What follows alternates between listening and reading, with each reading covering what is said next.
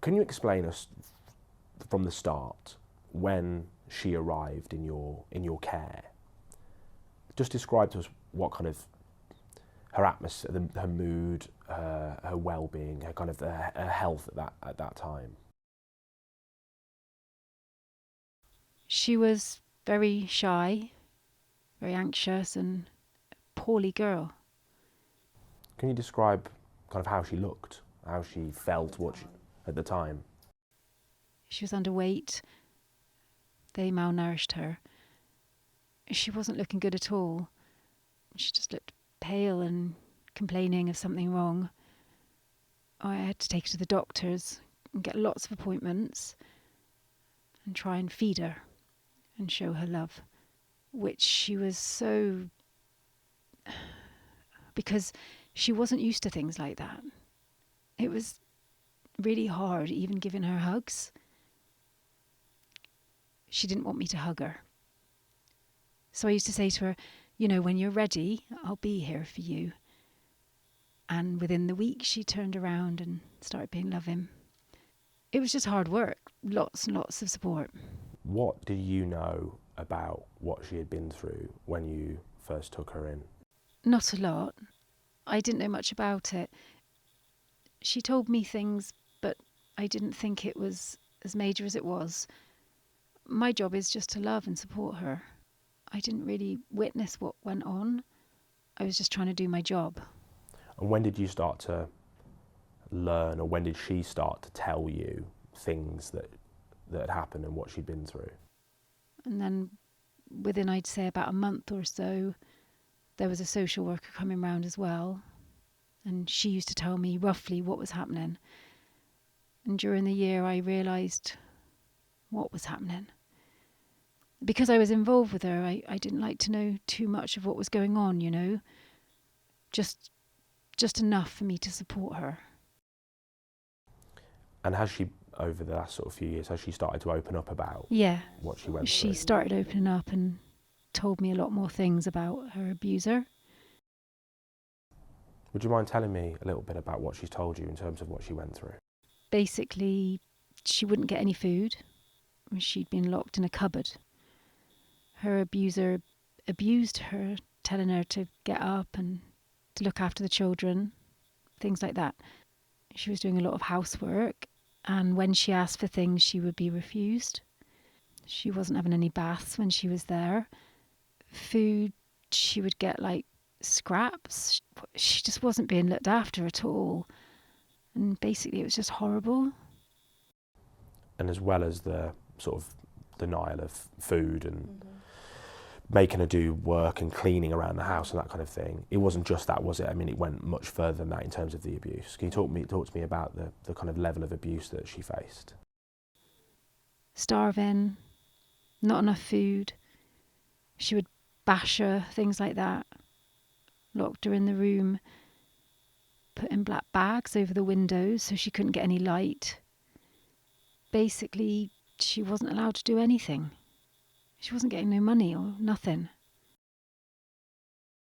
And she was sort of physically abused? Yes, she was physically abused, yes. And would you mind sort of, if you don't mind, telling us what kind of form that physical abuse took? It would be like dragging down the stairs. I think she was locked in a cupboard. I mean, you name it. And in terms of the impact that had on her, can you describe to me how she looked when she first arrived at your home? She was very skinny, malnourished actually. No clothes, nothing.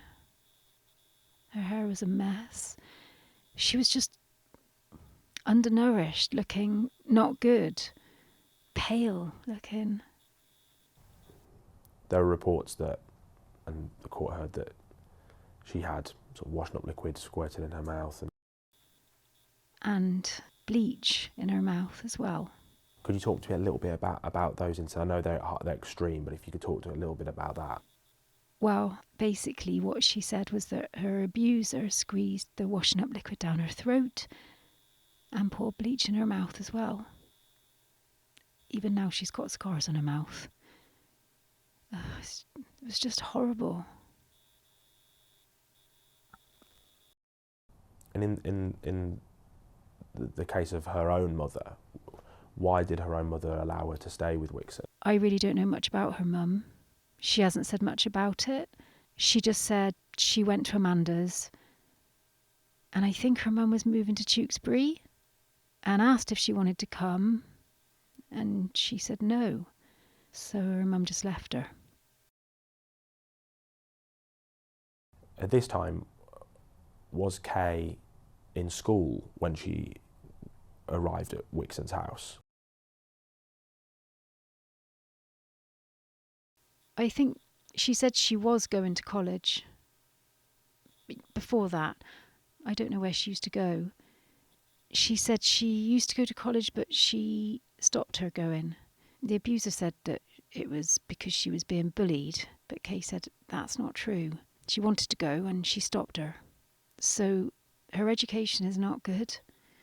She can hardly read or write. And at this point in her life, being at Wixon's home, as she talked about at what point she realised that she was being kept as a slave, that it wasn't just a case of she was keeping her in the house for a few days or a few weeks, that at what point did you realise that it had turned into something much more criminal? I don't think she really got much understanding of it. She just knew that she'd been working hard, doing everything, looking after the children. I don't think she realises the full extent of it, even though she was suffering. And obviously Kay has a learning disability. She does have a learning difficulty. Can you again explain to us in terms of how that manifests itself, in terms of, is she non-verbal, is she able to understand things, her kind of level of her intellectual level? She is verbal. She understands some things, but you have to sit her down and explain to her, and she'll get some of it, but not to the full extent. You know, it's really hard. And Wixon, of course, knew this. She knew that Kay was vulnerable. She knew that she was unable to express herself how she wanted to. From what she said, I think she does know, but she said it wasn't easy. That's what she said in court, was that she was easy and she hadn't given her any problems. So in that case, she wasn't giving her any attention at all because she's not easy, you know, not understanding and giving her the care that she needs. I don't see how that was easy for her. And Wixon took full advantage of her learning disability. I think she did. When Kay talks about what life was like inside the house, what has she talked about in terms of what her bedroom was like? We'll start with her bedroom. We've seen pictures of it, but what was life like for her day to day? What was she doing?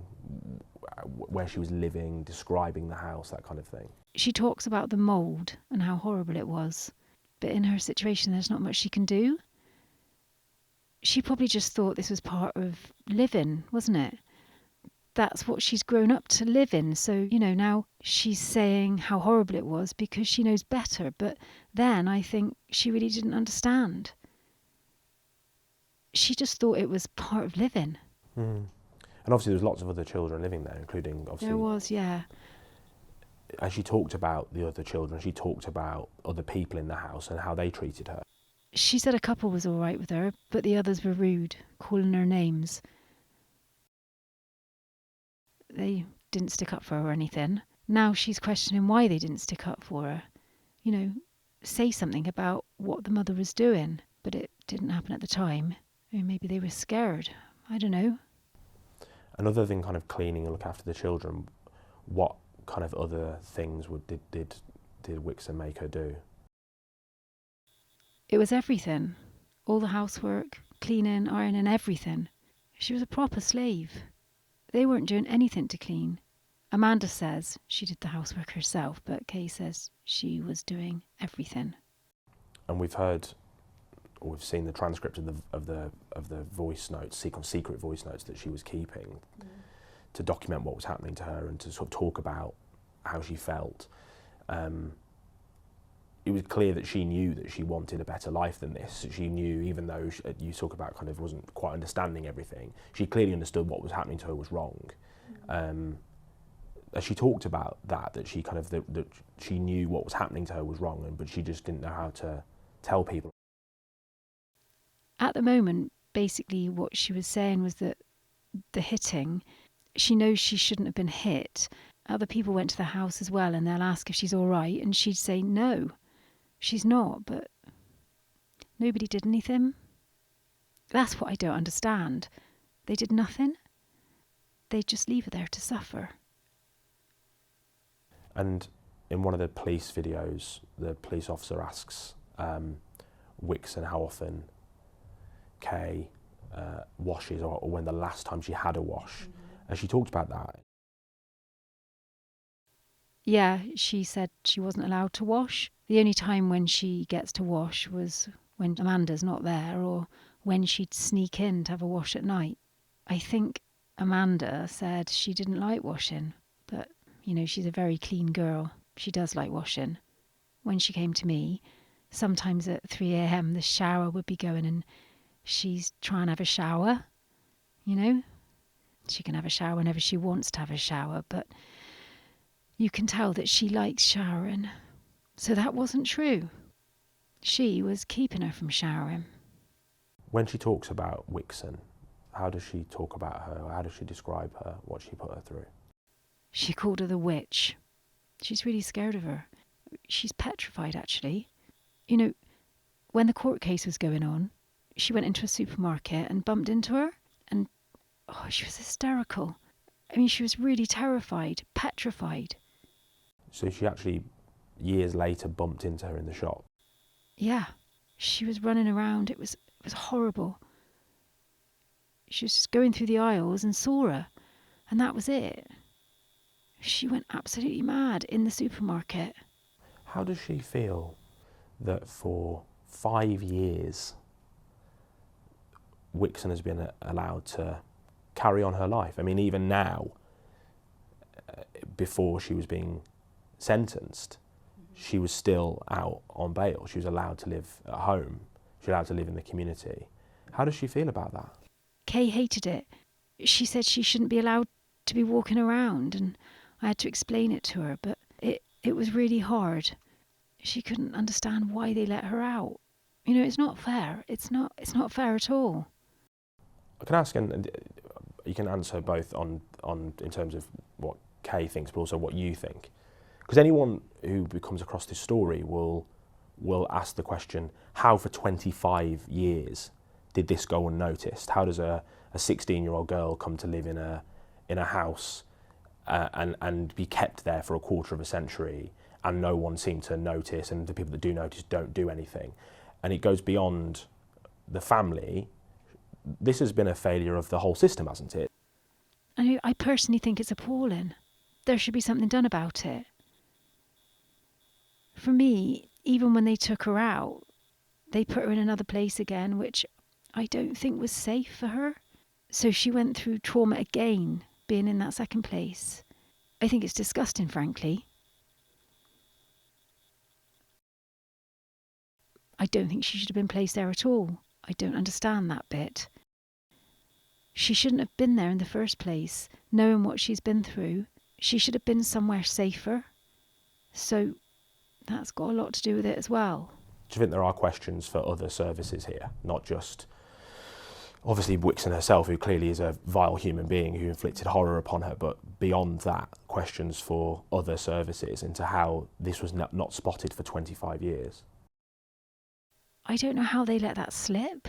I don't know what happened, but there needs to be a shake-up, and I hope that nobody else goes through what she's been through. I think they need to be more alert and to help other people. It'd be a massive shame if other people go through what Kay has been through. It's been horrendous. Do you think there needs to be a sort of wider inquiry into how this happened? I think so, yeah. Because I know that neighbours say that social services were alerted about this. We've spoken to multiple people who say they did raise this. It does seem surprising to me that for 25 years no one noticed, and in the end it was actually one of Wixon's own children that alerted authorities. She said in court that she did approach somebody, but it was brushed off. I think that was bad. I think if they'd followed through, then half of what was going on wouldn't have gone on. They would have found her early enough to take her out. They need to do something about that. Can I ask you what impact this has had upon her? It's a big question because clearly it's going to impact her for the rest of her life, but day to day, what impact, what echoes does this still have on her life? She's constantly living in fear. The trauma, you name it. I'm going to be there to support her all the time, to tell her she's safe now, and she won't be going through that again. But whatever you do, I don't think it's enough for her to go through life. I mean, I'm trying to be there to support her. I love her to bits and everything. At the moment, she's going through therapy. She's got a good psychologist and stuff like that.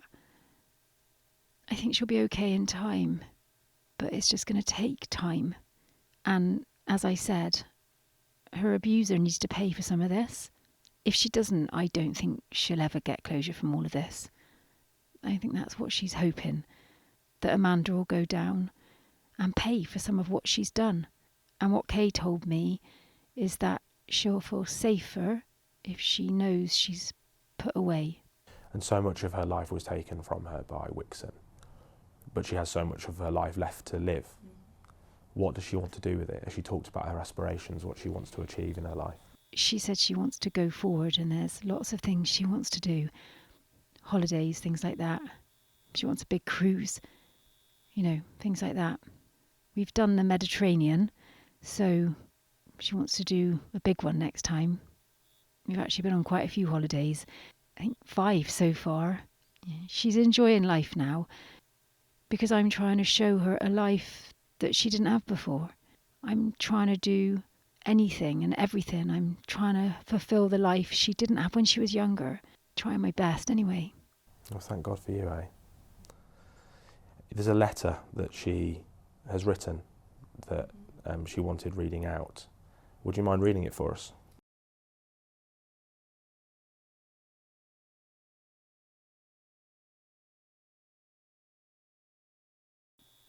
For 25 years, I lived in fear, control and abuse. I was treated as though my life, my freedom and my voice did not matter. Although my abuser has now been found guilty, the trauma and the nightmares are something I still carry with me every day. I am now living with a wonderful family who show me kindness, patience and support. Their love is helping me slowly rebuild the life that was taken from me and begin to feel safe again. Nothing can give me back the 25 years I lost, but I hope the court recognises the deep and lasting harm this abuse has caused and delivers a sentence that truly reflects the seriousness of these crimes.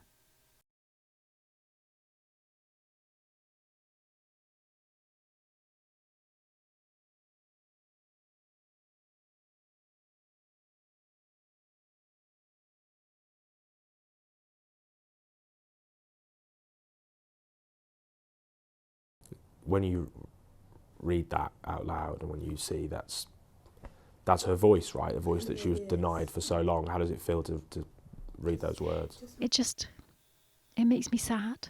And to be honest, all these years, that's all I felt, because it's not just affected her, it does affect me as well, because I'm her carer and I love her. So I'm feeling all this too. It's just a horrible situation which should never have happened. Is there anything that you'd like to say that I didn't ask you, or any details I missed out, or anything you want to add in there? I think social services should be more alert, and then maybe no one else will go through what Kay has been through. It wouldn't be very nice if someone else had to go through this situation again. It's not good.